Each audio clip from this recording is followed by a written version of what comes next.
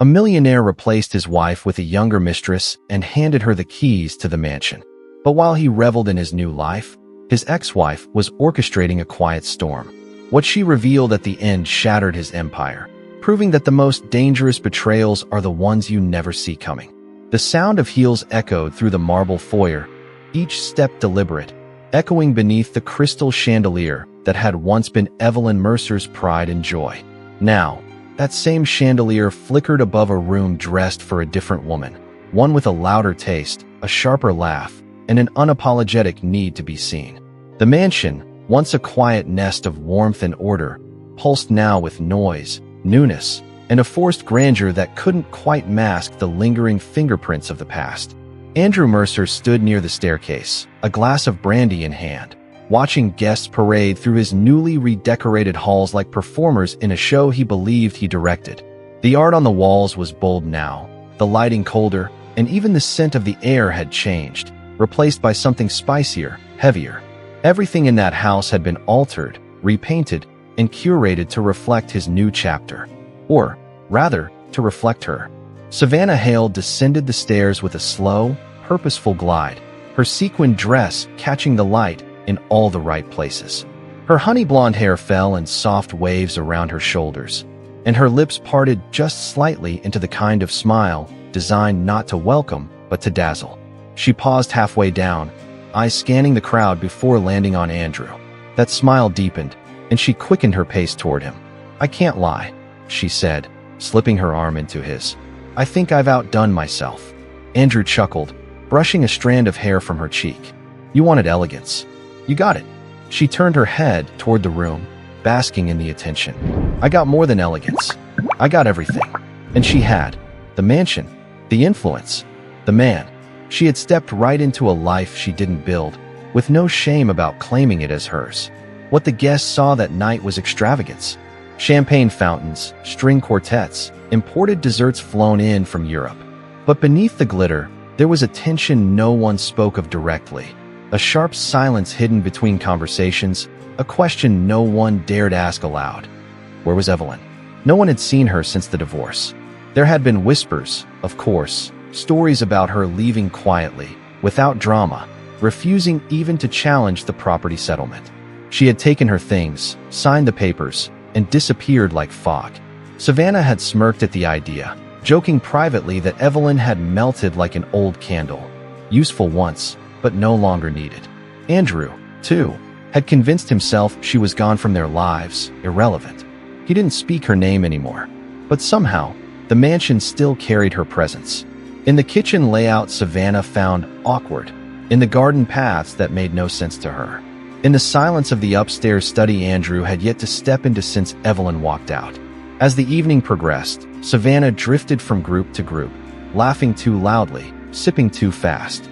She made a show of knowing the names of Andrew's colleagues, complimenting their wives, asking pointed questions about businesses she barely understood.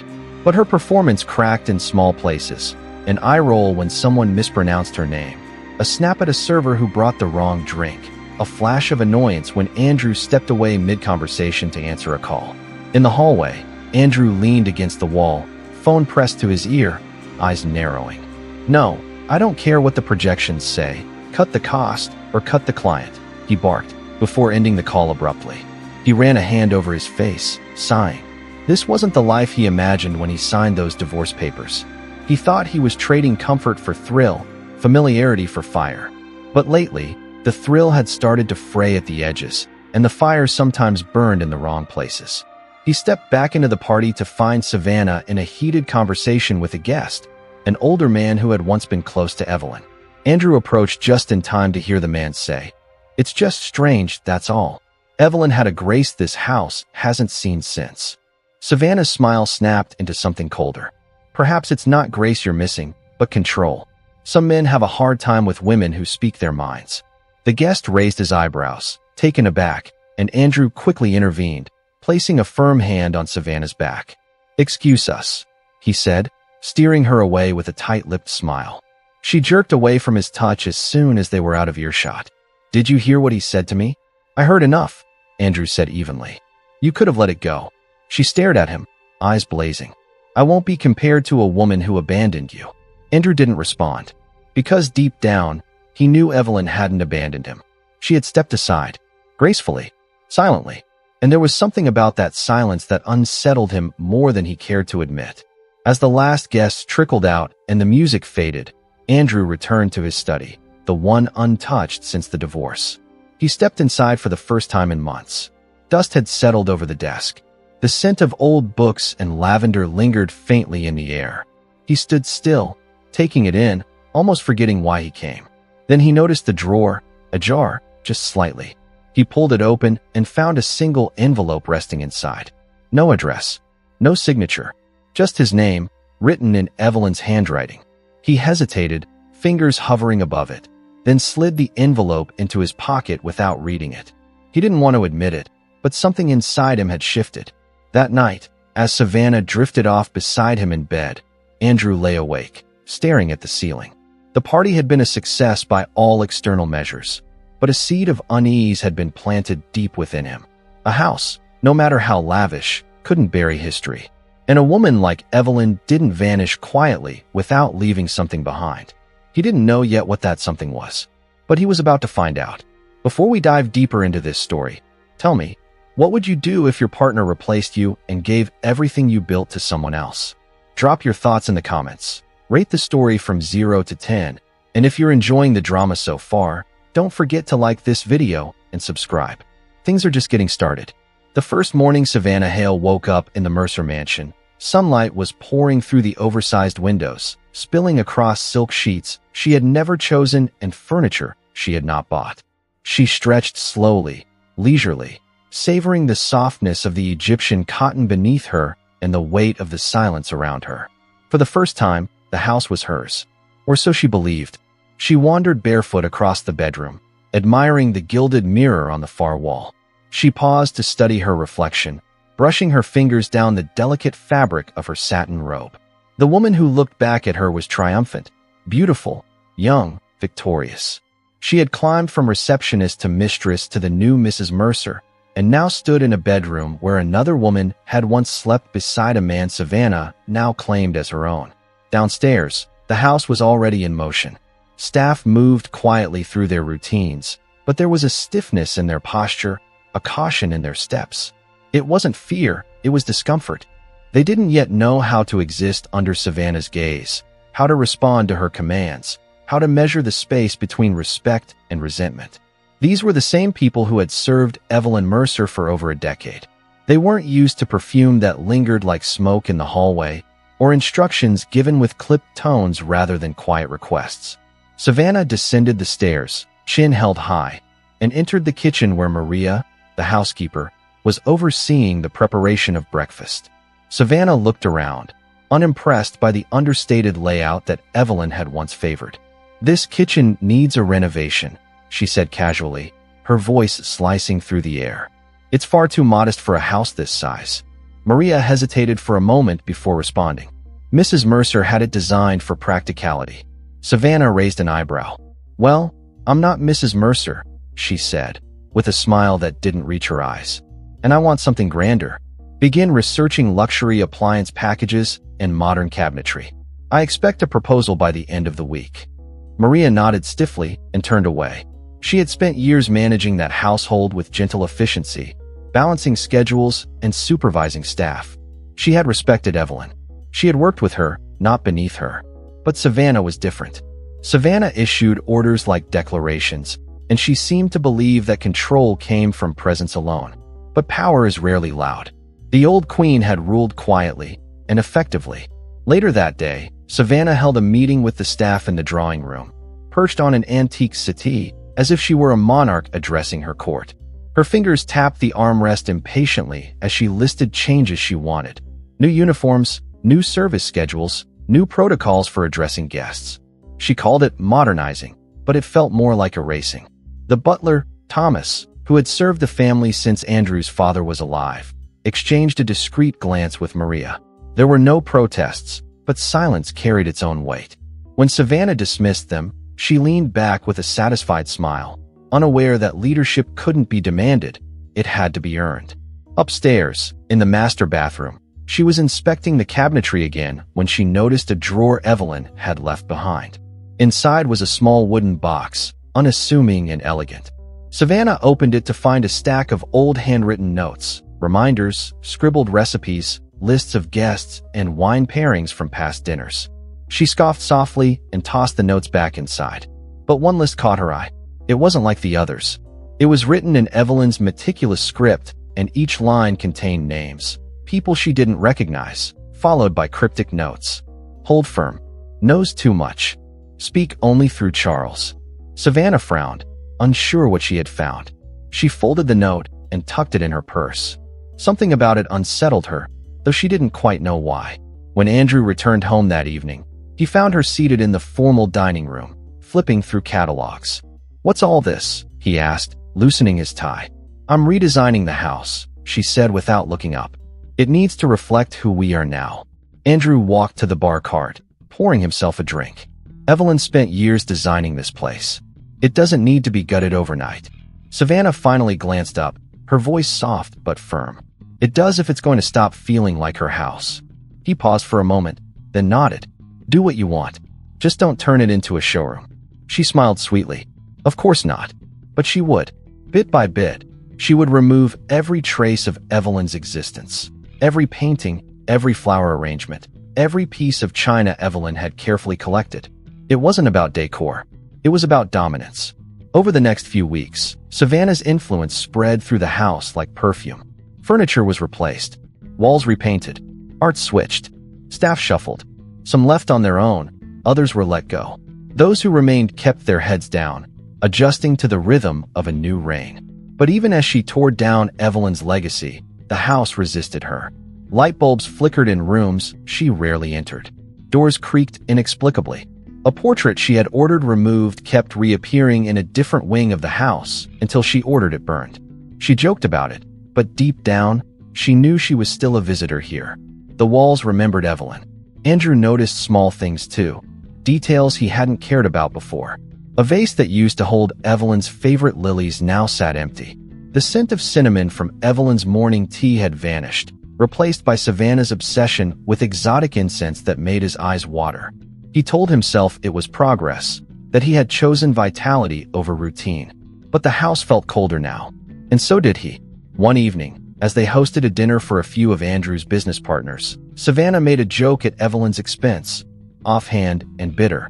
The room went silent for a beat too long. One of the guests, an older woman with sharp eyes, shifted uncomfortably. "Evelyn had a different style. That's true," she said softly. "But she had a way of making everyone feel at home." Savannah smiled tightly. "I'm not here to make people feel at home. I'm here to elevate." Andrew took a slow sip of his wine, watching the tension ripple through the room. After the guests left, he confronted her. "You don't need to keep comparing yourself to her," he said. "I'm not comparing," she replied. "Everyone else is." He didn't respond, because he knew she was right. That night, as he lay in bed beside her, he thought again about the envelope still sitting in the drawer of his study, unopened. He hadn't told Savannah about it. He didn't know why. Perhaps because a part of him didn't want to open it. Or perhaps because a part of him already knew he should. Outside, the garden Evelyn had planted was blooming again. Roses, dahlias, violets. The gardener hadn't yet replaced them. He claimed Savannah hadn't given new instructions. Or maybe he was just waiting. Because some things in that house didn't bend easily. Some roots ran deeper than Savannah could see. And Evelyn Mercer, wherever she was, hadn't finished writing her story. Not yet. The morning sun streamed through the tall windows of Andrew Mercer's private study, casting long shadows over the mahogany desk that once held documents Evelyn had organized with meticulous care. Now, the surface was cluttered with architectural sketches, luxury interior design samples, and unread proposals. The room that had once echoed with thoughtful conversation and purposeful decisions now stood as a showroom for half-finished ambitions and discarded ideas. Andrew sat at his desk, staring at the screen of his laptop, half-focused on a budget projection he barely understood. He tapped his fingers absently, ignoring the blinking red numbers in the corner of the spreadsheet. Numbers had never been his strength. Evelyn had managed those.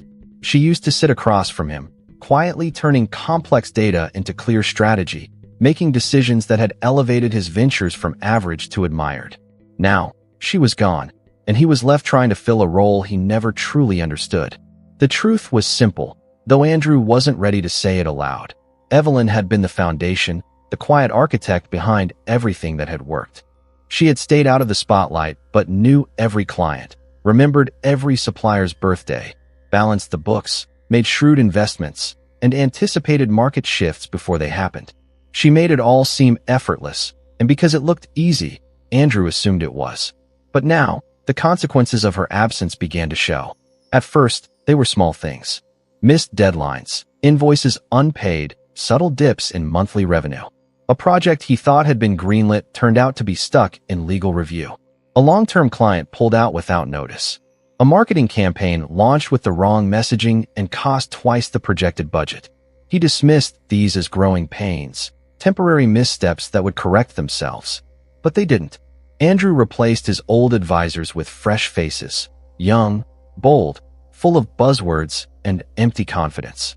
Savannah insisted he needed people who matched their new image, who could rebrand his business ventures to match their lifestyle. "We're not the same people anymore," she told him. "You can't rely on people stuck in your past." So he let go of the people who had stood beside him through years of steady growth. He believed Savannah when she said they were outdated.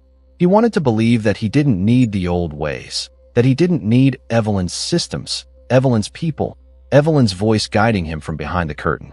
The more he distanced himself from what once held his empire together, the more erratic the structure became. He began attending meetings with only half an idea of what he was agreeing to. He nodded through presentations he didn't understand, relied on Savannah's flashy, overly rehearsed pitches to woo new investors, and ignored the quiet warnings from seasoned partners. At home, he acted confident, assured, always talking about future plans and international expansion. But in private, his sleep grew shallow, his drinking more frequent, his frustration sharper. Savannah, meanwhile, reveled in her new role. She insisted on attending meetings, not as a passive observer, but as an equal, offering suggestions, interrupting financial consultants, proposing ideas with no understanding of their implications. Andrew humored her at first. He liked the attention she drew, the way people noticed her, the way she added glamour to rooms that used to be filled with dry conversation. But soon, her presence became less charming and more obstructive. She spoke over legal advisors, contradicted accountants, and dismissed administrative concerns as unimportant distractions. When the CFO tried to explain that cash flow was tightening, Savannah waved him off with a laugh and told Andrew he was just being conservative. "Money flows where confidence goes," she said breezily, pouring herself another glass of champagne. It wasn't just the business that suffered. Andrew's relationship with the people closest to him began to fray. His sister, Victoria, a sharp and pragmatic woman who had never fully trusted Savannah, voiced her concerns during a Sunday brunch. "I've seen this before," she said as she sipped her coffee. "Flash over substance. You're trading your roots for surface." Andrew bristled at her tone, defensive without knowing why. "You just don't like that things are changing," he snapped. "You liked it better when Evelyn ran everything." Victoria didn't argue. She simply shrugged and looked away. "Maybe I liked it better when things worked." That night, Andrew sat alone in the garden Evelyn had designed herself. He remembered watching her kneel in the dirt, hands covered in soil, arranging rose bushes and hydrangeas while he stood on the porch, sipping wine and talking on the phone. He hadn't understood her devotion to the plants, the structure of the space.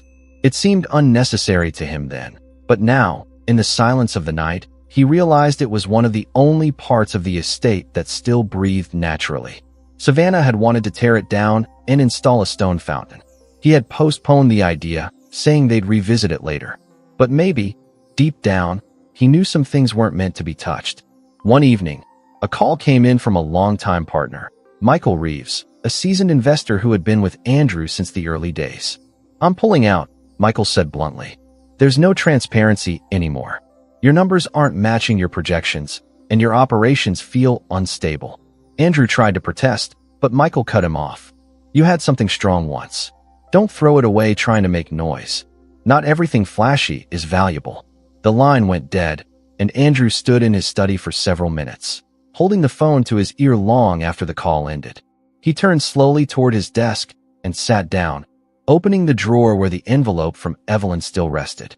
He had told himself he'd throw it away, that it didn't matter. But now, with the walls shaking around him, he needed to know what she had left behind. He unfolded the paper, expecting a final jab, a bitter farewell. But there was no venom, no sarcasm, just a short, precise note in her handwriting. "You're building something on sand. I hope you realize before it sinks." He read it again, then a third time. He folded it slowly and set it back in the drawer. Savannah walked in moments later, complaining about a furniture delivery being delayed. He barely heard her. His eyes remained fixed on the desk. Something had cracked inside him, not fully broken yet, but cracked enough to let doubt seep through. He began to wonder, not if he had made a mistake, but how many and how deeply they ran. Not just in his marriage, not just in business, but in the silent choices he had made when he let go of the one person who had never needed credit to hold everything together. Evelyn had disappeared quietly, but her absence echoed louder than Savannah's presence ever could. And Andrew, for the first time, started to listen. It began with small things, the kind of details most people would overlook. A missing inventory sheet in the pantry, a briefcase misplaced, then mysteriously returned without explanation, a delivery rerouted, arriving 3 days late with no record of the change. These were the kinds of things Evelyn would have caught before they ever became problems, the kinds of errors she used to solve quietly before anyone else even knew they existed. But now, there was no Evelyn, and the mansion had started to shift in her absence, not only in its decor, but in its rhythm, its soul, its silent understanding of how everything once ran seamlessly behind the scenes. Under Savannah's watch, that rhythm faltered, and the people who worked inside those walls felt it first. Maria noticed it during the Monday inventory check. The kitchen staff had reported shortages, ingredients that had been ordered but never arrived. At first, she blamed the supplier. Then she checked the logs and found discrepancies in the delivery schedule. When she questioned the new house manager Savannah had hired, he waved it off with a lazy shrug. "Probably just a system glitch," he said, sipping espresso in a cup Evelyn used to keep reserved for guests. Maria said nothing, but her gut tightened. Glitches didn't repeat themselves in patterns, and systems didn't break like this unless someone was pushing the wrong buttons. Upstairs, Savannah remained blissfully unaware. She spent her days in silk robes and her evenings entertaining guests she barely remembered the next day. She drifted through the house like a woman playing dress-up in someone else's life, not realizing that the walls had not fully accepted her, and neither had the people within them. Even the ones who smiled at her in the hallways did so with eyes that never softened. The house had grown colder under her reign. Staff exchanged whispered glances more than words. Conversations ended the moment she entered a room. And though she believed herself adored, Savannah was merely tolerated, at best. Thomas, the head butler, had served the Mercer estate since Andrew was in college. He had seen the rise of fortunes and the fall of empires, all while polishing silver and preparing wine lists. He knew when a household was in harmony and when it was in decline. And now, he saw the signs too clearly to ignore. He started keeping notes, discreet, coded entries in a small black journal he kept beneath the liquor cabinet. Delivery errors, staff departures, expense irregularities. He didn't know what it all meant yet, but he knew something was wrong. Not just mismanagement, not just Savannah's arrogance. Something deeper, something coordinated.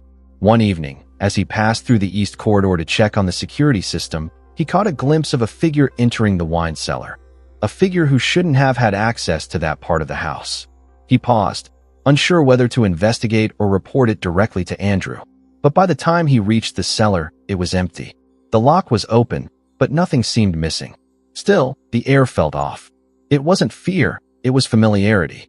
Something had returned to that house, something that didn't belong to Savannah, and Thomas had no doubt it had Evelyn's fingerprints on it. Meanwhile, Andrew had grown increasingly preoccupied. He spent more time away from home, seeking solace in his downtown office, where at least the walls didn't whisper back at him. But even there, the fallout had begun. One of his junior partners had flagged a financial discrepancy in the quarterly report, a $30,000 misallocation that no one could trace. "It's probably just an accounting error," Savannah told him that night as she swirled wine in a crystal glass. "You're too uptight lately. Let the team handle it." He wanted to believe her. He wanted to trust that these were isolated glitches.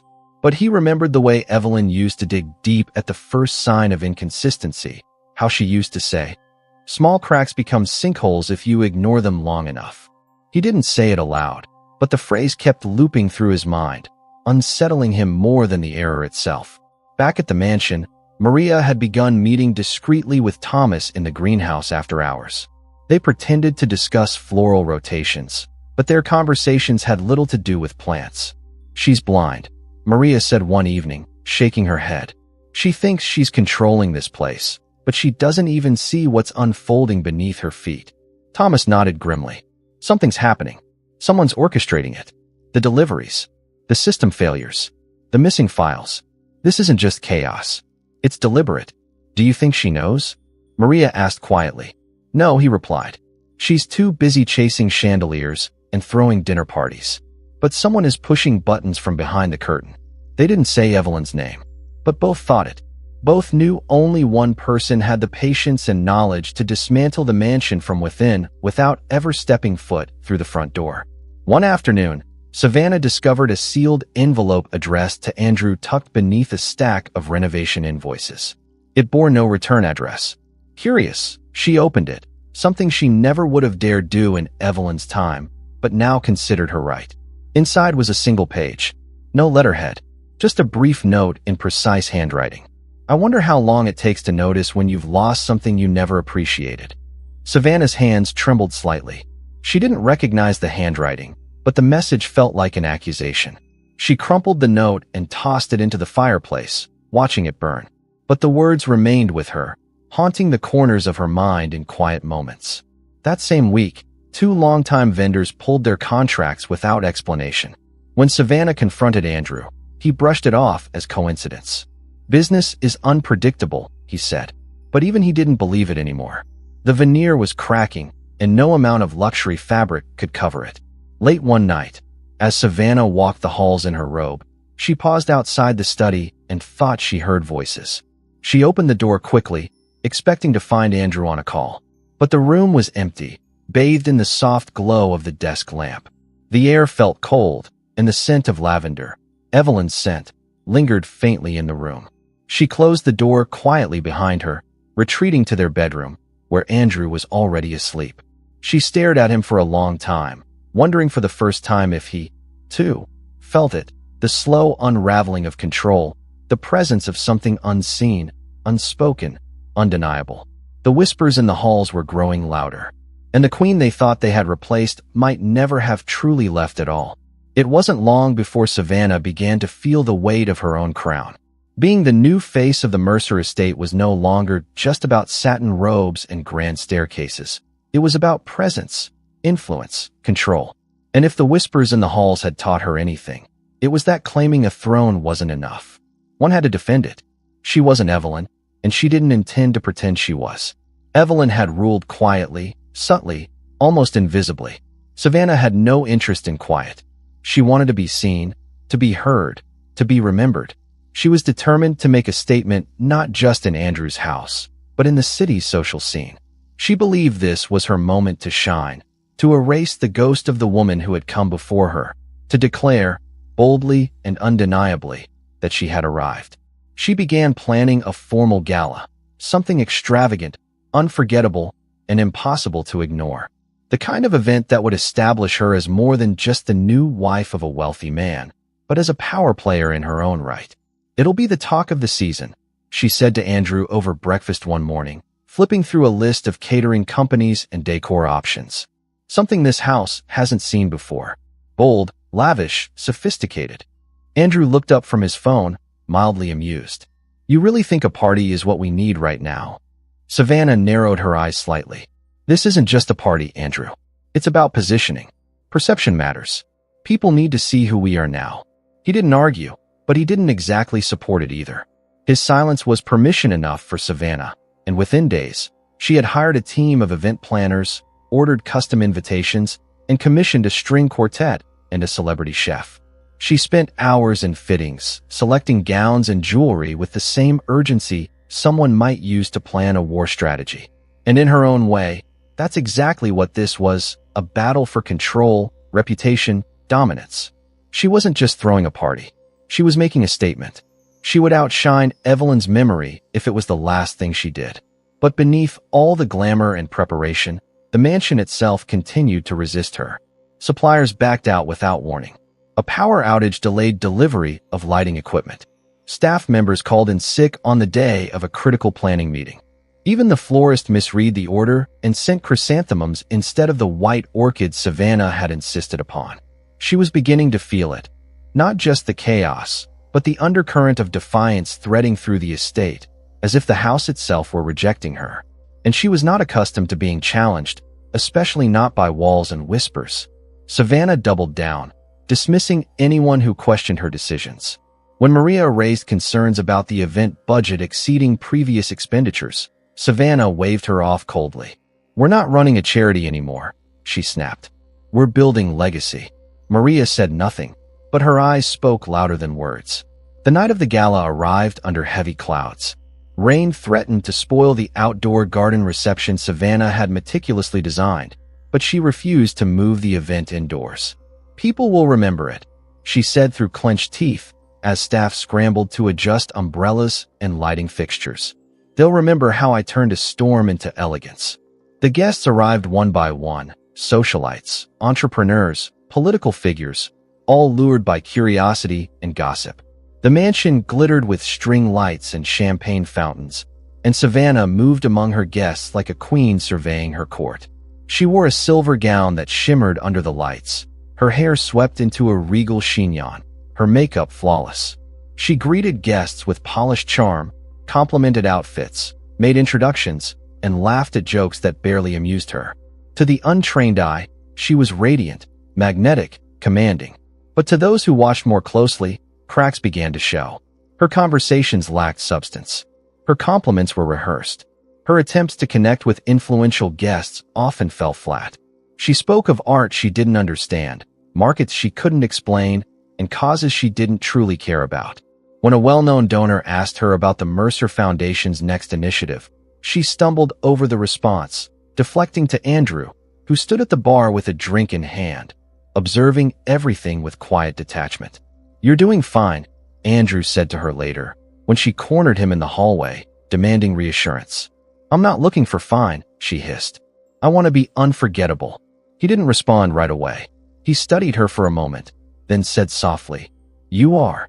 But even he didn't sound convinced. Later in the evening, a guest approached Andrew, a woman he hadn't seen in years, once a close colleague of Evelyn's. She smiled politely and said, "Savannah certainly brings a different energy." Andrew chuckled awkwardly. "She's passionate." The woman nodded slowly. "Yes, but passion doesn't always mean presence." Andrew didn't sleep well that night.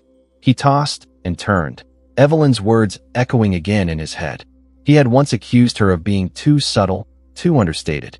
But now, with all the noise around him, he missed that quiet strength more than he expected. Savannah, on the other hand, considered the gala a success. She read the articles in the society columns, circled compliments in magazines, saved photos where she appeared most glamorous. She ignored the whispers that followed. But they were there, growing louder in private circles, shared over glasses of wine in upscale lounges. "She's trying too hard. She's beautiful, but she lacks substance." Evelyn had grace. This one just has sparkle. Savannah didn't hear them directly, but she felt them. The glances, the hesitation in invitations, the subtle exclusion from certain inner circles. And though she dismissed them as envy, something inside her began to tighten. Doubt crept in through the cracks she refused to acknowledge. She confronted Andrew days later. "You haven't said anything about the gala. Did you even notice how much I pulled off?" "I noticed," he said, without looking up from his laptop. "It was impressive." "Impressive?" she repeated, her tone sharp. "That's all." "I didn't say it wasn't," he replied. "I just think maybe you're pushing too hard.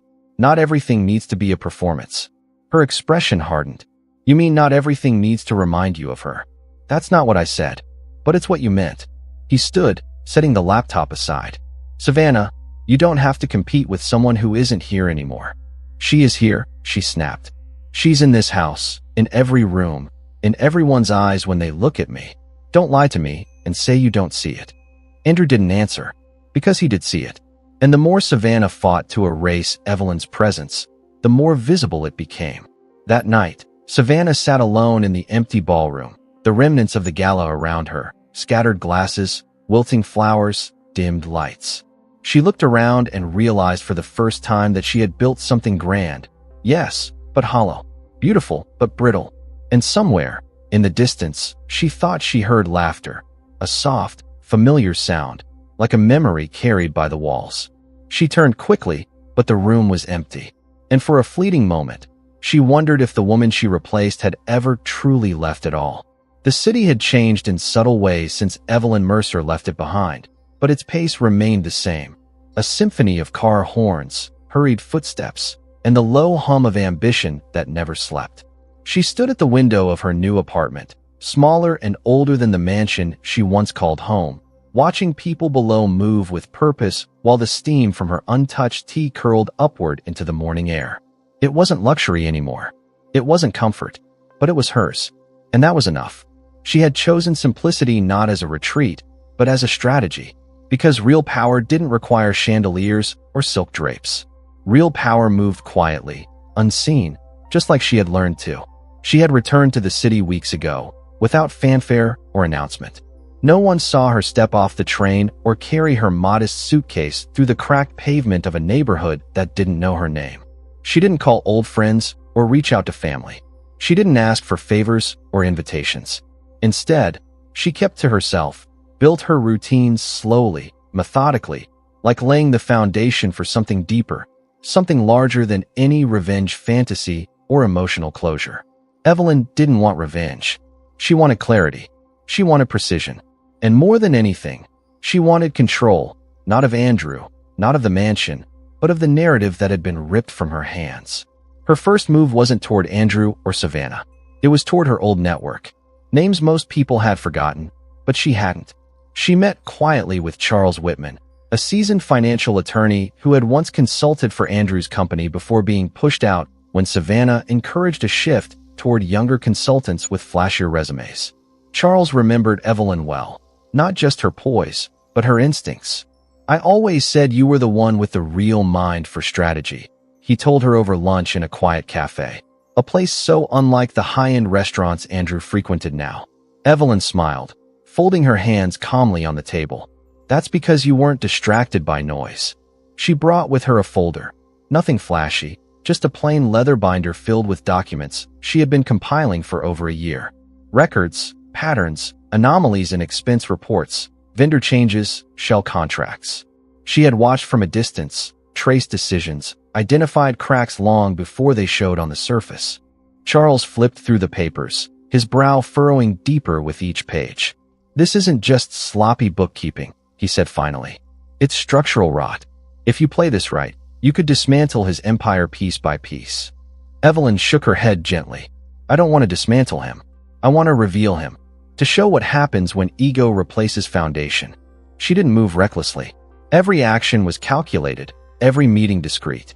She contacted former employees who had been dismissed during Savannah's renovations of the estate staff. Some of them had been loyal to Evelyn, others simply professionals who resented being replaced by flashy incompetence. They were eager to speak. One by one, they offered insight, reports, small truths that, when combined, painted a much larger picture. There was the chef who had noticed irregularities in the estate's budget months before his dismissal. The accountant who had been replaced after raising questions about unsanctioned wire transfers. The gardener who had overheard a conversation between Savannah and a shady contractor about laundering renovation expenses. Evelyn didn't need scandals, just facts. And now, she had plenty. Through Charles, she made contact with an independent auditing firm that had no ties to Andrew's business. The audit was discreet, unofficial at first, presented as a hypothetical scenario. But even the hypotheticals sent red flags soaring. "He's exposed," the lead auditor said after reviewing the case file. "Not just from a business perspective, legally too. If regulators get wind of this, it won't just be embarrassing. It'll be catastrophic." Still, Evelyn waited. She didn't rush. Timing was everything. And part of timing meant understanding the person at the center of it all, Andrew Mercer. She knew him better than he knew himself. She knew how he responded to tension, how he hid fear beneath arrogance, how he believed appearances were more important than substance. He wouldn't see her coming, not until it was too late, because she wouldn't come through the front door. She'd come through the cracks in his foundation. Her next meeting was with Julian Marks, a former competitor of Andrew's who had always admired Evelyn's business mind more than her husband's bravado. "So," he said, leaning back in his chair at a rooftop bar overlooking the city skyline, "you're finally ready to build your own empire." Evelyn's lips curled into a small smile. Not build, rebuild, on solid ground this time. Julian scanned the proposal she'd handed him. A new consultancy firm, lean, precise, focused on sustainable growth and ethical investments.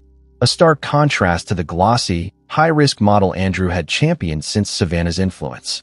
Julian nodded slowly. "You have something here. Something real. You're not trying to compete with Andrew. You're outclassing him." Word began to spread quietly. Investors who had grown uncomfortable with Andrew's recent decisions started making inquiries about Evelyn's project. Former partners who had distanced themselves from the Mercer empire returned tentative calls. No announcements were made, no press releases, no splashy social media launches. Just conversations behind closed doors. Interest was building, not because Evelyn was chasing it, but because she represented something people had grown hungry for: integrity, intelligence, stability. In a world obsessed with noise, her silence was magnetic. And yet, despite all this movement, Evelyn remained invisible to Andrew. He didn't know she had returned. He didn't know she was having dinner with his former mentors, that she was sitting in the same boardrooms he used to command, that her name was being whispered with increasing frequency in the corridors of power. He didn't know she had already begun shifting the ground beneath his feet. But Savannah felt it. She couldn't explain it, but something in her had changed since the gala. A tension in the house that didn't go away. A restlessness she couldn't define. She started asking questions about staff, about accounts, about rumors she heard at brunches and charity events. She grew sharper, more irritable. One afternoon, she found Andrew staring out the window of his study, a troubled look on his face. "What's wrong with you lately?" she asked, folding her arms. "You've been distracted for weeks." He didn't answer right away. "I think something's off," he said finally. "Business, the house, everything." She laughed dryly. "Maybe you're just finally noticing the cracks." Andrew turned to her slowly. "Did you do something?" She frowned. "What are you talking about?" "Someone's pulling strings," he said. "And I don't think it's coming from the outside." She stared at him for a long moment, then turned away. "Maybe you're just finally realizing you're not as in control as you think." Later that night, Evelyn stood once again at the window of her apartment, looking out over the city. The same city where her name was beginning to rise again, not through gossip or spectacle, but through quiet competence. She sipped her tea and reached for her phone, scrolling through new messages. More meetings confirmed. More allies secured. She didn't need revenge. She didn't need validation. She only needed time. And time, now, was on her side. The first crack didn't come with a thunderous bang or a public scandal. It came in silence, slipped through the seams of Andrew's carefully manufactured world like a whisper that carried more weight than a scream. It began on a rainy Tuesday afternoon, in the form of an envelope left on his desk at the firm. No logo, no return address, just his name typed in an unfamiliar font. He almost dismissed it as junk mail, but something about its weight, its starkness, made him pause. He opened it, fingers moving lazily at first, but the moment his eyes scanned the contents inside, something shifted in his chest. It was a brief letter, and signed, clinical, almost too polished. But the message was clear. A former investor had anonymously expressed concerns about recent inconsistencies in Mercer Holdings' financial statements. The language was cautious, but the implications were not. "We've noted a discrepancy in the Q2 filings compared to the original investor briefings. This raises potential exposure concerns that should be addressed immediately before escalation becomes necessary." Andrew read the letter twice, then a third time, each word echoing louder than the last. He pushed back from his desk, running a hand through his hair. It was probably nothing. An overreaction, a misunderstanding, or maybe someone with a grudge. But even as he tried to dismiss it, The knot in his stomach tightened. Something about the phrasing, it didn't feel like a bluff. It felt like a warning, and Andrew Mercer hated being warned. That evening, he brought the letter home, placing it gently on his nightstand like a ticking bomb he hadn't decided whether to defuse or ignore. He didn't tell Savannah. She was in the dressing room trying on outfits for another event, spinning in front of the mirror, asking him absent-minded questions about which pair of earrings looked more powerful. He mumbled half-answers, distracted, his mind replaying every recent boardroom conversation, every meeting where he nodded through reports he barely skimmed. He started to see things differently now, small moments that seemed irrelevant before, now heavy with consequence. The rushed numbers in the last quarterly presentation, the way one of his junior analysts had hesitated before confirming a margin estimate, the unfiled report that he had brushed aside after Savannah insisted it wasn't urgent. The next day, he asked his financial director to quietly review internal statements. "Just a spot check," he said casually. "No reason, just proactive management." But the look in the director's eyes told him his tone wasn't casual at all. 2 days later, the results arrived. Small discrepancies, yes, but too many of them. Duplicate invoices. Unexpected expense spikes in departments that hadn't changed operations. Consulting fees charged to shell vendors no one could identify. It wasn't catastrophic, not yet, but it was enough to make his pulse rise. Enough to suggest that someone had been watching the cracks form before he even noticed they existed. Andrew sat in his office that night long after the staff had gone home, the city outside humming beneath the glow of streetlights. He stared at the reports, trying to make sense of them, trying to remember where it had started. He remembered Evelyn's systems, how she tracked every transaction, every cent. Nothing escaped her attention. But with Savannah, things were looser, flashier. The focus had shifted from stability to projection. They were building a brand now, not a business. He had allowed style to replace structure. And structure, he realized now, was what kept the whole thing from crumbling. At home, Savannah noticed the change in him. He was quieter, more withdrawn. He answered her questions half-heartedly, forgot things, stared into space longer than usual. One evening, as she came down the stairs in a designer gown, ready to leave for a charity dinner, she stopped and looked at him slumped on the couch, tie loosened, drink untouched on the table beside him. "You're not coming?" she asked. He looked up slowly. "Not tonight." Her eyes narrowed. "Something's wrong." "What is it?" "It's business." "It's always business," she snapped. "But you're different. You've been different." "I'm just tired," he lied. "I need to regroup." She watched him a moment longer, then turned and walked out without another word. But the silence between them grew heavier that night, stretching across the marble floors and echoing in the spaces that had once held ambition, now burdened by suspicion. Meanwhile, Evelyn moved forward with quiet precision. She hadn't planted the letter on Andrew's desk, but she knew who had. A former investor she had met 2 weeks earlier at a luncheon, a man who had grown increasingly wary of Andrew's leadership and, after hearing Evelyn's insights, decided to take action. She hadn't asked him to write the letter. She hadn't needed to. All she had done was share what she knew. The rest unraveled naturally.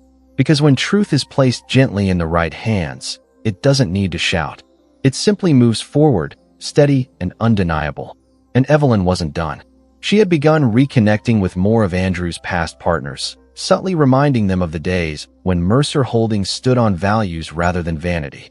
She didn't criticize him directly. She didn't need to. She only had to ask the right questions. "How's the new direction working for you? Do you feel the same confidence you used to? Have you noticed any inconsistencies in the quarterly meetings?" Each conversation was another thread pulled loose, another doubt planted. Not lies, just observations. Observations Andrew had hoped no one else noticed. And back at the mansion, Savannah was beginning to unravel. She sensed something she couldn't quite name. The staff's eyes lingered too long. Conversations fell silent when she entered a room. Even Andrew's loyal assistant had started responding to her requests with clipped replies and vague answers. She cornered Andrew in his study one night, demanding to know what was going on. "There's pressure building," he said simply. "From who?" she snapped. "Why aren't you doing anything?" "I'm trying," he said, his voice low. "But there are holes in places I didn't expect." "Well, fix them," she said sharply. "You're Andrew Mercer. You don't get threatened. You threaten." He didn't respond. Because for the first time, he didn't feel like Andrew Mercer anymore. He felt like a man who had lost sight of the ground beneath him, who had built castles on unstable soil, and now watched them tremble with every quiet gust of truth. Later that night, after Savannah had gone to bed, Andrew returned to his office and opened Evelyn's old notebooks, stored in a locked drawer he hadn't touched since the day she left. He flipped through pages of her handwriting, calculated notes, financial forecasts, client behavior patterns, logistical plans. It was all there, organized with clinical precision. It dawned on him then just how much he had depended on her, not for companionship, but for clarity. She hadn't just been a partner in his life. She had been the compass. And now, without her, he had wandered into a storm he didn't know how to navigate. The first crack had become a fracture, and Evelyn hadn't even lifted a finger. Not directly, but somehow, everything was already beginning to fall apart. The mansion stood as it always had, grand, imposing, a symbol of status and wealth perched atop a hillside that overlooked the city like a king surveying his domain. But inside, the energy had changed. Something intangible had crept into the walls, something that didn't creak like old floorboards or flicker like faulty light bulbs. It was heavier than dust and quieter than whispers. It was unrest. It pulsed beneath the surface of marble floors and echoed in the silence between spoken words. And it was growing, feeding on the tension that now threaded through every hallway, every corridor, every room touched by the presence of Savannah Hale. Staff members who once moved with efficiency now stumbled through their tasks, distracted by gossip, unsettled by glances exchanged in passing. Rumors circulated faster than silver trays. One housekeeper claimed she saw Savannah tear up a letter from an anonymous sender, one that she insisted had the old Mrs. Mercer's handwriting. Another said they found a ledger in the trash with discrepancies circled in red ink. The new house manager dismissed the stories, calling them exaggerations fueled by nostalgia. But those who had been there long enough knew better. The house wasn't just divided by duty anymore, it was divided by allegiance. Some still held quiet loyalty to Evelyn, even in her absence. Others clung to Savannah's authority out of fear, not respect. Maria, the senior housekeeper, had begun keeping detailed logs again, not because she was asked to, but because she felt something was coming. It wasn't just a gut feeling anymore. She saw it in the way Andrew walked through the house, shoulders heavier than before, distracted and short-tempered. She heard it in the way Savannah slammed doors after phone calls, her voice rising in frustration at assistants who couldn't produce answers she didn't know how to ask. Even the gardener, who usually stayed silent, mentioned he'd been approached by someone asking questions about supply deliveries and maintenance records. The mention of it made Maria pause. That kind of inquiry didn't come from idle curiosity. Someone was digging, and Maria already had a suspicion about who it was. Savannah, oblivious to the deeper currents shifting beneath her feet, believed she was simply weathering a rough patch. In her mind, the staff were just adjusting to her leadership style. The suppliers pulling out were merely unprofessional. The consultants growing colder were jealous of her place beside Andrew. Every setback, every uncomfortable glance, every delay was rationalized as external. She didn't yet understand that the storm was internal. She didn't understand that control wasn't about volume or visibility, it was about foundation. And hers was already cracking beneath her. She began to notice it more acutely when her closest confidant among the staff, Elise, the young assistant she had hired herself, grew distant. Elise, who once clung to every word Savannah uttered, now responded with polite disinterest, her enthusiasm dulled. When Savannah questioned her about a missing guest list for an upcoming luncheon, Elise hesitated. "I handed it to you last week," she said flatly. "No, you didn't," Savannah snapped. "I placed it on your desk," Elise replied, eyes steady. "You were on the phone." Savannah narrowed her eyes. "Then why didn't you remind me?" Elise shrugged. "I assumed you knew what you were doing." It was a small comment, delivered without venom, but it stung deeply. And Savannah, never one to forget a slight, made a mental note to find a replacement. But beneath her irritation, a thread of doubt tugged at her. Had she really overlooked it? Or had someone else moved it, manipulated it, twisted something behind her back? She grew increasingly suspicious of everyone. She started reviewing emails twice, questioning receipts, demanding explanations for minor mistakes. Her paranoia infected the atmosphere like a slow poison. Staff became colder, more mechanical. They did their jobs, but the heart was gone. The warmth that once existed even in the quietest moments of the Mercer household, when Evelyn would smile at the cook's new recipe or compliment the florist on a delicate arrangement, had been stripped bare. What remained was sterile obedience. Andrew noticed, but he didn't know what to do about it. He came home later each night, buried himself in paperwork, made excuses about back-to-back meetings. When Savannah tried to engage him in conversation, he nodded absently, more occupied by spreadsheets than his wife. She accused him of neglect. He responded with silence. One night, she confronted him in the study, arms crossed, eyes burning with frustration. "Something's going on, and you won't talk to me," she said. "I'm trying to keep the business from falling apart," he replied without looking up. "You mean your ex-wife's shadow is finally catching up with you?" He looked at her then, not angry, but exhausted. "You think this is about Evelyn?" "I think everything is about Evelyn," Savannah snapped. "Even when she's not here, you act like she's in the room." Andrew leaned back, running a hand down his face. Maybe because she was the only one who actually knew how this house worked. Her expression froze. Neither of them spoke after that. The next day, Andrew met discreetly with a private consultant, a man Evelyn had once worked with during the early days of their business. He asked for a quiet audit of internal systems, a check into new vendor agreements, and a background review of recent hires. The findings weren't shocking, but they were unsettling. Several vendors Savannah had recommended were overpriced and poorly rated. Contracts had been signed hastily, some without full legal review. Invoices had been inflated. Deliveries reported as completed had no documentation. It wasn't criminal yet, but it was careless. And carelessness, in business, was a ticking bomb. Andrew confronted Savannah again, this time with documents in hand. "Did you vet these suppliers before bringing them in?" "I trusted the team," she said defensively. "Then your team failed you." "They failed us," she corrected sharply. "No," he said coldly. "They failed me because I let them think you were capable of leading them." The statement hung in the air like smoke. She didn't respond.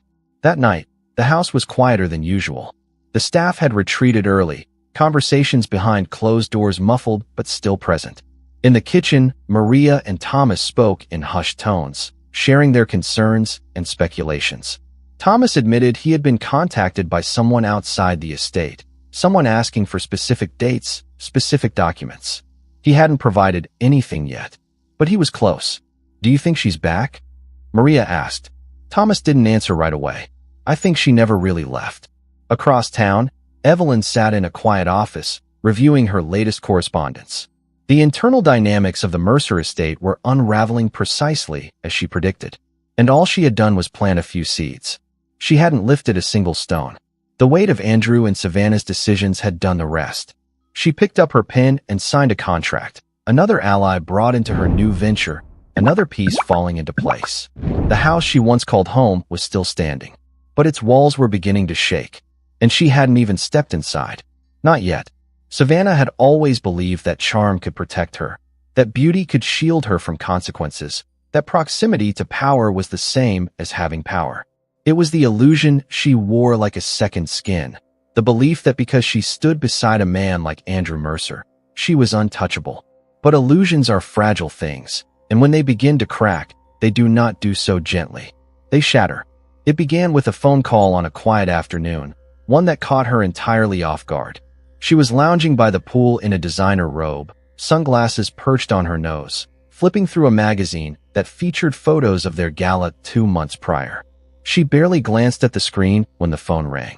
It was Elise, her once loyal assistant who had grown increasingly distant in recent weeks. "I think you should hear this from me before it reaches anyone else," Elise said, her voice unnervingly calm. Savannah sat up straighter. "Hear what?" "Elijah West," Elise said. "A reporter. He's working on a story. Something about a fraud scheme involving a company your name is tied to. He called me asking questions." Savannah's mouth went dry. "That's ridiculous. I've never signed anything like that." "That's the problem," Elise replied. "Your signature's on the paperwork. I checked the vendor files myself. Someone traced payments to an account in your name. He said he's giving you a chance to comment before going to print." Savannah's hands began to tremble. Her voice cracked as she asked, "What kind of fraud?" Elise paused. "Misappropriation of estate funds." Something about renovations, vendor kickbacks. They're calling it a laundering scheme. Savannah hung up before Elise finished speaking, her heart pounding in her chest. She ran to the study, yanked open drawers, pulled folders from shelves. Contracts, invoices, receipts. All things she had glossed over, confident that her signature meant more than her understanding. She had trusted the vendors. She had believed Andrew's team would handle the details. But now, buried under a pile of papers she had never truly read, were pieces of a puzzle she hadn't even known she was part of. And someone, somewhere, had assembled it before her. Andrew came home that evening to find her pacing the study, documents scattered across the floor. "What happened?" he asked, his voice calm but wary. She looked at him, eyes wild. "I think someone's framing me. There's a journalist. He's saying I'm involved in fraud." Andrew's brows furrowed. "What are you talking about?" "I didn't do anything," she insisted. "But my name's on everything. Contracts. Accounts. I don't know how it happened." He picked up one of the documents from the floor. "This is your signature." "I didn't know what I was signing," she snapped. "You always told me it was routine paperwork." "You never asked," he replied coldly. "You were too busy decorating hallways and planning luncheons." Her eyes filled with tears, but they didn't fall. "I thought I was helping." "You were helping yourself," Andrew said. "And now, you've dragged this house into a scandal we may not be able to walk away from." She stared at him in disbelief. "So that's it? You think I did this on purpose?" "I don't know what to think," he said, turning away. "But if my name ends up in a courtroom because of your negligence, I'll make sure you take the fall." His words hit her harder than the accusation itself. All this time, she thought she had security. She thought being Andrew Mercer's wife came with protection. But now she saw the truth. She was a shield, not a partner, a figurehead, not a foundation. And when trouble came, she'd be the one sacrificed to preserve his name. Days passed, and the story spread. It didn't hit the headlines immediately, but it traveled through networks, through whispered conversations in boardrooms, through subtle pauses during meetings. Andrew's investors grew colder. Business deals stalled. A major partnership he'd been nurturing for months pulled out without explanation.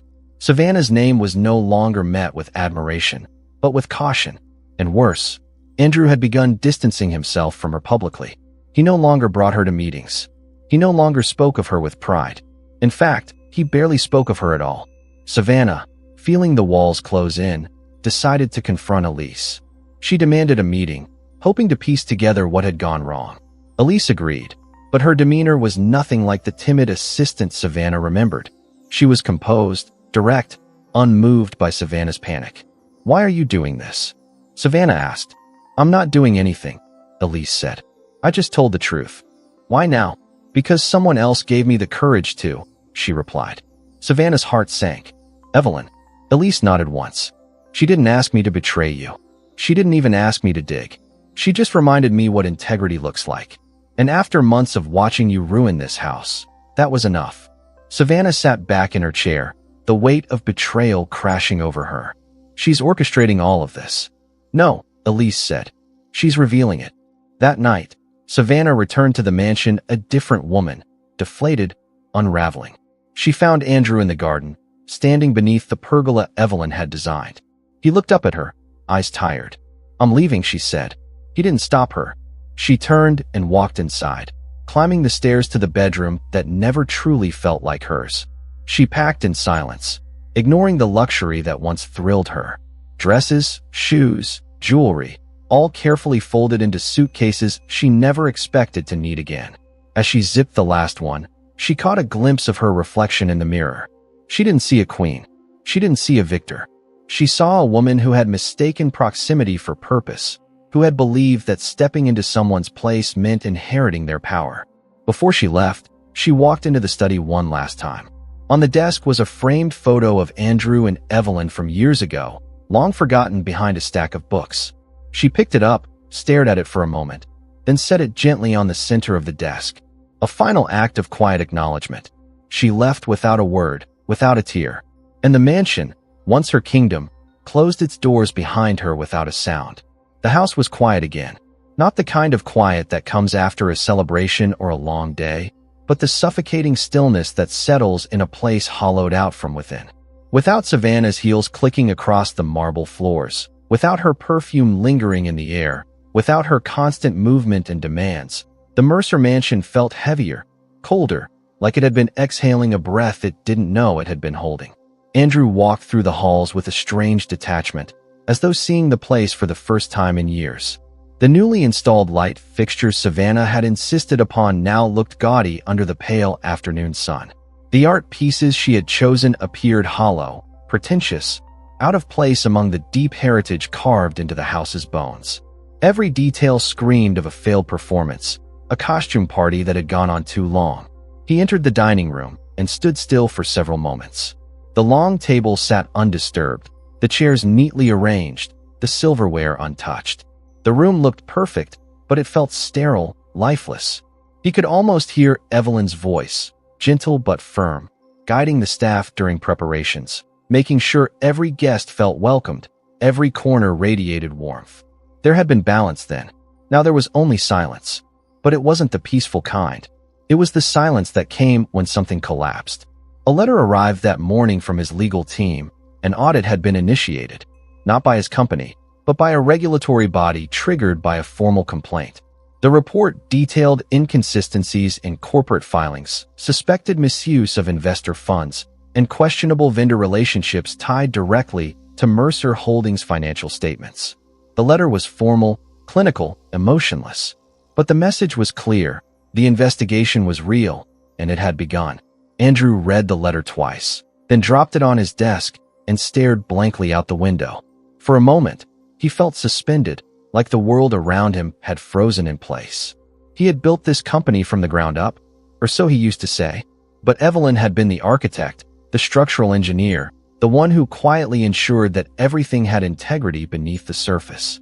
Without her, it hadn't taken long for the cracks to deepen into fault lines. The following days blurred into chaos. Calls came in nonstop, concerned investors, disoriented partners, attorneys scrambling to control the narrative. Several clients pulled their accounts. News outlets caught wind of the investigation and began publishing speculative headlines. The word fraud appeared far too often. Andrew tried to manage the damage, tried to project calm, but the walls were closing in. Every document reviewed revealed another error, another oversight, another piece of a puzzle he hadn't even realized existed. For every lie Savannah might have signed, Andrew had approved the foundation it stood upon. His own name was on every dotted line. His signature was all over the collapse. At home, the staff moved with somber efficiency. No one asked questions. No one offered words of comfort. Maria cleaned rooms without speaking. Thomas poured Andrew's drink at night with mechanical precision, never lingering longer than necessary. The house that once echoed with social gatherings now felt like a mausoleum for everything he had taken for granted. In the middle of the unraveling, a final blow arrived. A financial audit concluded that several major transactions, believed to be routine renovations, had been intentionally overbilled and funneled through shell companies. Companies created under Andrew's name, managed by third parties he didn't recognize, but which were legally tied to his firm. Whether Savannah had known the full extent didn't matter anymore. The legal responsibility fell on him. The tax fraud charges were filed swiftly. Court summons followed. His legal team scrambled to negotiate, but the damage was irreversible. His accounts were frozen. Assets were seized. Even the mansion was no longer secure, marked for valuation and potential liquidation pending the court's ruling. The day the officials arrived to assess the estate for seizure was the day Andrew realized he had lost everything. They walked through the house methodically, making notes, taking photos, opening drawers, lifting documents. He stood in the foyer, watching strangers touch the edges of his life, measuring its worth in columns and forms. He didn't speak. There was nothing left to say. Savannah was gone. The business was gone. The trust he had once commanded in the market was gone. What remained was a man stripped bare, watching his legacy dissolve one form at a time. In the middle of the chaos, Thomas approached him quietly. "There's someone here," he said. Andrew turned slowly. "Who?" "A delivery," Thomas said. "From Mrs. Mercer." For a moment, Andrew's mind didn't register the words. Then, slowly, he walked to the entrance hall, where a courier stood holding a large envelope addressed in handwriting he hadn't seen in over a year. His heart pounded as he took it, nodding absently at the courier who disappeared into the rain. He opened the envelope with trembling hands. Inside was a single letter and a bundle of documents. The letter was short. "I never needed to destroy you, Andrew. You simply built yourself without a foundation. The rest was inevitable. But I hope, in losing everything, you finally understand what you had." There was no signature, no bitterness, no gloating, just truth. Andrew sank into the nearest chair, the documents slipping from his hands onto the polished floor. Bank statements, evidence of her own investigation, legal correspondences. She had known everything long before it reached him. She had predicted this downfall not with revenge in her heart, but with clarity in her vision. She hadn't come back to reclaim anything. She had simply waited for the house of cards to fall on its own. That night, for the first time in years, Andrew walked into the East Wing study, the room Evelyn had once used as her private workspace. He sat in her old chair, surrounded by empty bookshelves and faded memories, and closed his eyes. The silence was different now. It wasn't hollow. It was humbling. Outside, the rain fell steadily. The lights in the mansion flickered softly, and the walls, the very same walls he once believed were his domain, now felt like witnesses to a truth too long ignored. The mansion wasn't crumbling because of betrayal. It was crumbling because it had been built on the illusion of control, and the illusion had finally shattered. The city was buzzing with rumors, whispers, and speculation. Financial columns dissected Andrew Mercer's downfall with surgical precision, dissecting every transaction, every signature, every public appearance he had made over the last year. Journalists pieced together timelines, guests at high society events recalled awkward conversations, and former business associates stepped forward in hushed tones to say they'd seen it coming. They hadn't. Not really. They had seen the excess, the arrogance, the spectacle, but not the quiet erosion underneath. Not the slow dismantling orchestrated with such precision it could have been mistaken for fate. Evelyn Mercer hadn't thrown stones. She had merely uncovered the floorboards and let everyone see what had been crawling beneath. The mansion was quiet again, but this time it wasn't silence born of luxury or comfort. It was the silence of decay. The rooms were stripped of their ornaments, furniture wrapped in plastic, artworks removed, valuables cataloged and boxed. A for sale sign now hung discreetly near the gated entrance, and though the house still stood tall, it carried a hollowness that no amount of renovation could ever undo. Andrew sat alone in what used to be the music room, the sunlight pouring in through tall windows, illuminating dust particles suspended in the air. He hadn't slept well in days. His lawyers had stopped making promises. The court date loomed ahead. The media was relentless. And through it all, Evelyn's name kept surfacing, not as the cause of his fall, but as the shadow that had always been there, silently illuminating the depth of his own failure. It was a late afternoon when Evelyn arrived. She didn't knock. She didn't announce herself. Thomas opened the door for her without needing a word of explanation. She stepped into the grand hallway she had once designed in delicate shades of cream and bronze, now dulled by time and the heavy tread of strangers. She wasn't there to gloat. She wasn't there to relive the past. She was there for closure, the kind that doesn't come from apologies, but from truth laid bare. Andrew looked up when she entered the room. His face was pale, older than his age, eyes sunken from sleepless nights and worry. For a moment, he didn't speak. Neither did she. The silence between them was no longer charged with anger. It was just real, and in its stillness, everything that had once been unsaid began to rise to the surface. "I knew it was you," he said finally, his voice low. "Maybe not from the beginning, but I knew." Evelyn walked toward the window, pausing to rest her hand lightly on the frame. "I didn't hide it. You didn't have to," he said. "Everything you did, it was all legal. Every document, every conversation. You didn't tear me down. You just let gravity do its work." She turned to face him. "I didn't do it to punish you, Andrew." "Then why?" he asked. "Why not just walk away and never look back?" "I did walk away," she replied. "But I couldn't ignore what you were turning into. Not for revenge. For clarity. For the people you dragged with you. For the business I helped build while you paraded it around like a trophy. You didn't lose because of me. You lost because you never understood what held everything together." His jaw clenched. "I trusted you." "No," she said gently. "You used me. You relied on me without recognizing my worth. You let someone else wear a crown I helped forge, thinking she could command a kingdom just by standing beside you. You replaced loyalty with vanity, substance with spectacle, and when it all fell apart, you still didn't look at yourself first. He swallowed hard. I made mistakes. Evelyn nodded slowly. You did, but not just in business. In life. He rose from his seat, slowly, like the weight of his choices was physically binding him. He moved closer, standing just a few steps from her. I thought money would make everything simpler, he said. That success meant I could start over, build something shinier. But now I realize, I never really understood what I had. Evelyn looked at him for a long moment, and for the first time in many months, there was no resentment in her eyes. Only calm resolve. It wasn't just about me, Andrew. It was about everything you abandoned in the name of ambition. I don't expect forgiveness, he said. Then you won't be disappointed. She replied without cruelty, just truth. He let out a bitter breath, part laughter, part regret. And what now? What happens to all of this? That depends on you, she said.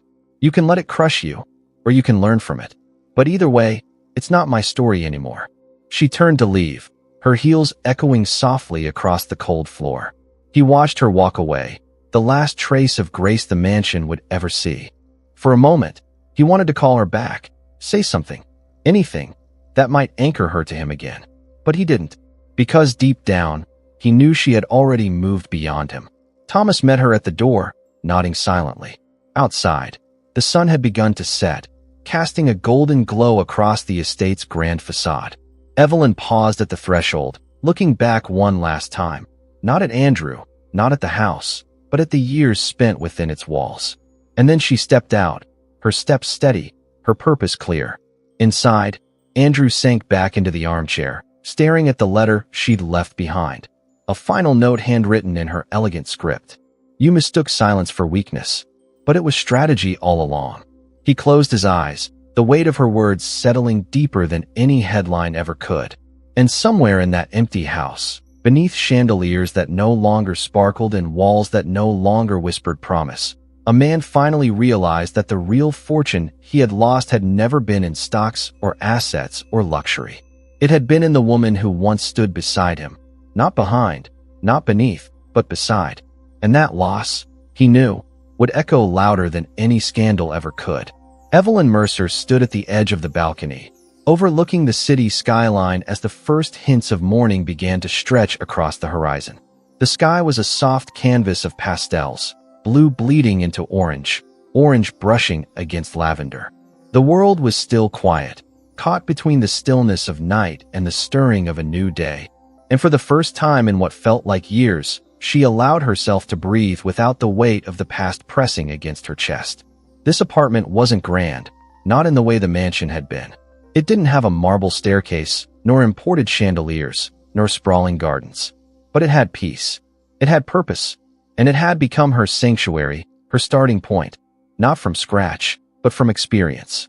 The woman who stood there now was not the same woman who had once poured tea in silence while her husband planned his life around someone else. She was no longer the woman who had quietly packed her things and walked away from a house that had turned into a stage for someone else's performance. She was no longer the woman overshadowed by silk gowns and hollow smiles. She had transformed, not through revenge, but through resolve. Not through bitterness, but through rebuilding.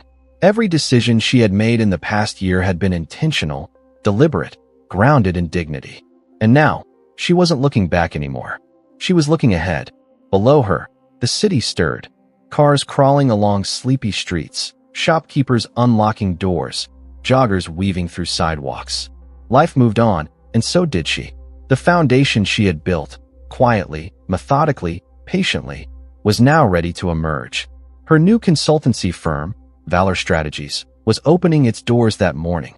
A modest office space in a refurbished building downtown, staffed by professionals who valued precision over spectacle, substance over show.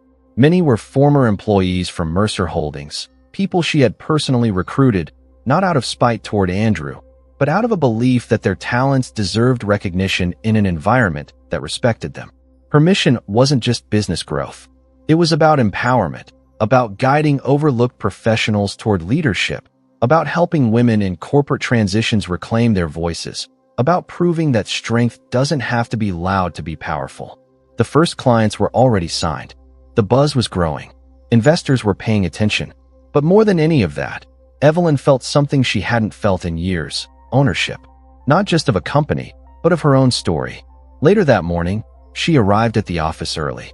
The walls were painted in warm tones, the furniture understated but elegant. No flash, no excess, just functionality with grace. Her team was already assembling in the conference room, reviewing files, setting up presentations. She greeted them with a calm smile, her voice steady as she addressed them for the first time as their leader. "This isn't about competing with anyone," she said. "It's about creating something sustainable, something real. We don't chase chaos. We build structure. We don't sell illusions. We offer clarity." The team nodded, inspired not by theatrics, but by sincerity. Evelyn led them through the strategy session with ease, her knowledge sharp, her delivery grounded. Every point was clear, every plan actionable. There were no empty words, no exaggerated promises, just results. And when the first client stepped into the meeting room, a former corporate executive navigating post-divorce reentry into business, Evelyn listened deeply, offered insight with empathy, and mapped out a plan that balanced professionalism with personal growth. That evening, as the day wrapped up, she returned home and found a letter in her mailbox, an elegant envelope with no return address. She opened it slowly, expecting another business inquiry or congratulatory note. But the handwriting inside was unmistakably Andrew's. It was short, just a few lines. "I hope someday I understand the strength it took to walk away without anger, to rebuild without destruction, to lead without needing applause. You were always 10 steps ahead of me, Evelyn. I just never stopped to notice." There was no request for forgiveness, no plea for reconciliation, just acknowledgement, late but honest. She folded the letter quietly and placed it in the drawer of her desk, not out of sentiment, but out of finality. Some words don't need a response. They simply close the chapter. A week later, the Mercer mansion was sold at auction. A new family moved in, unaware of its history, its former grandeur, or the echoes of choices that still clung faintly to the walls. The marble floors were polished again, the rooms filled with new furniture, the garden replanted. Time did what time always does. It moved forward. But in another corner of the city, something far more significant was blooming. Evelyn's Foundation launched its first public initiative, a financial literacy program for women emerging from high-net-worth divorces. The event was modest in size, but massive in impact. Former staff from the Mercer estate volunteered. Maria gave a speech about resilience. Thomas sat in the back, listening quietly, pride in his eyes. Evelyn took the stage last, not with a dramatic entrance, but with a quiet presence that commanded the room. She spoke of growth, of independence, of dignity. She never mentioned names, never told the story directly, but her message carried the weight of experience. "There's a difference," she said softly, "between being replaced and being reborn. One ends your story, the other begins it." The crowd stood in ovation, not because she asked them to, but because they saw themselves in her. In her calm defiance, in her grace under pressure, in her unwavering determination to rise without destroying. That was her power, not vengeance, but transformation. As the sun set and the event wrapped up, Evelyn walked to her car alone, smiling at the life she had chosen. A life not built in shadows, but in light. A life not defined by what was taken, but by what was rebuilt. She drove home with the windows down, wind in her hair, the city unfolding before her like a story she had finally reclaimed. And somewhere behind her, in a mansion that no longer belonged to her, a man sat alone in a room filled with silence, holding on to the memory of a woman he had once believed was replaceable, until he realized, far too late, that she was the only thing that had ever truly held it all together.